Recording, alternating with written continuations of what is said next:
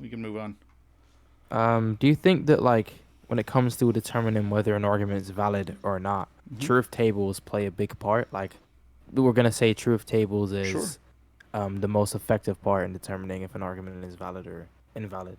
Valid or invalid? So Yeah. whether or not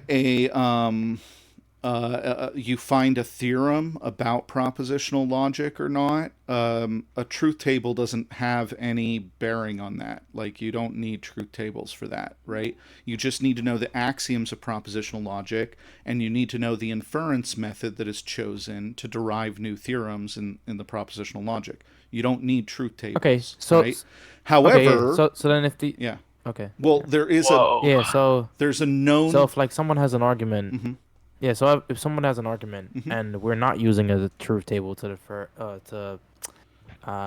determine whether the argument is valid or not. Or just like, getting the form of the argument and see if it matches any correct form, like, like Mhm. inferences or anything like that. Sure. Then you're saying that if it doesn't match it, it's gonna be invalid. But if it doesn't match like an inference, you're saying it's gonna be valid.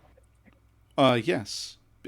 And what I was going to say was, I don't agree with that. well, there's a theorem. Sorry, I do agree with that. Sorry, I'm There's a retarded. So I'm theorem. drunk. I'm drunk. There's a meta theorem, right, about propositional logic specifically, which states every theorem that you could derive from the axioms of propositional logic is guaranteed to be a tautology as written out in a truth table.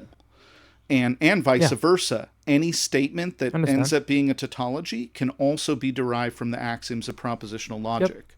Right. yep, understand. No problem there. Yep.